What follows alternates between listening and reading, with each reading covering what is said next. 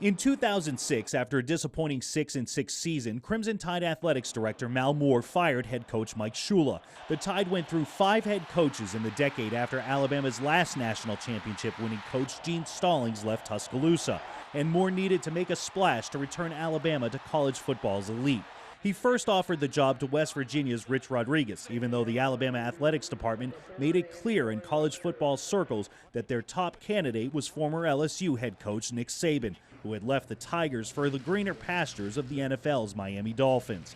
Saban was in the final weeks of his second season with the Dolphins when Rodriguez spurned the Alabama offer. I guess I have to say it. I'm not going to be the Alabama coach. What? I shouldn't even have to comment on this. I think I've said this over and over and over again. 2 weeks later, Saban left Miami for good, arriving to a surreal scene at the Tuscaloosa airport as thousands of championship-starved fans gave him a hero's welcome. It gives me great pleasure to introduce the next coach of the Crimson Tide, Nick Saban. Moments into his first Alabama news conference, Saban laid out his plan for Alabama football, words that would quickly become his mantra as he set to work returning the Tide to glory. And I think everybody should take the attitude that we're working to be a champion, that we want to be a champion in everything that we do. That's our goal.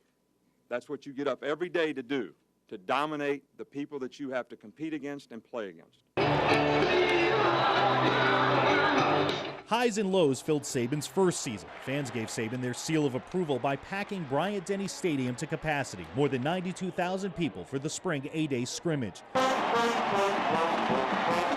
Then Saban's Alabama career got off to a promising start when Terry Grant took the season's opening pitch all the way for a touchdown. Back to Grant, he's through a 40, he breaks 3:35-30, he cuts left to the 25, further left to the 20.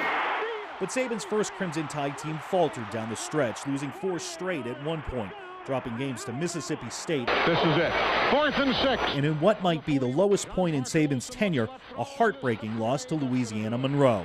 It was tipped away by Tressel. I'm very disappointed. I apologize to the people who support this program that we didn't represent it with the class that it deserves to be represented with, and we will get it fixed.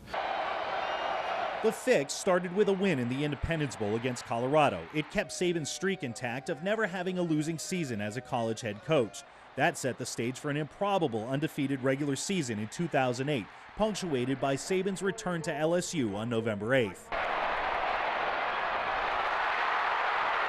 He left as a hero and returned as a villain. Saban's new team beat his old in overtime to keep its undefeated season intact. Afterwards, reporters wanted to know what the win meant to Saban. It's not really about anything that I think. And really what I'm happy about is I am happy for them, every one of them. And I'm happy for our fans, and I'm happy for the University of Alabama, that they can be proud of something that this team did in a time where a lot of people have tough times, that they can relate to something positive and be happy about it. Going into the Iron Bowl, Alabama was 11-0. Not only was there pressure to complete a perfect regular season, but beating Auburn is a stick by which Alabama coaches are measured, and the Tide had lost 6 Iron Bowls in a row. In his second Iron Bowl, Nick Saban broke the streak and started one of his own. His Crimson Tide team dominated the Tigers 36-0. It felt in Tuscaloosa that Bama was truly back. When I came here, change was probably inevitable. But the growth that everybody has had was optional, and everybody had to buy into it. In just his second year, Nick Saban had done something that hadn't been done for 9 years. He took Alabama to the SEC championship. The Tide led Florida at the start of the fourth quarter, but ultimately fell 31-20. That loss and a stunning defeat to Utah in the Sugar Bowl left a bad taste in Tide players' mouths and a fire in their bellies. It motivated them through a long spring and summer. Now Alabama is playing for the national championship. The only question left to be answered, will they follow Nick Saban to college football's promised land?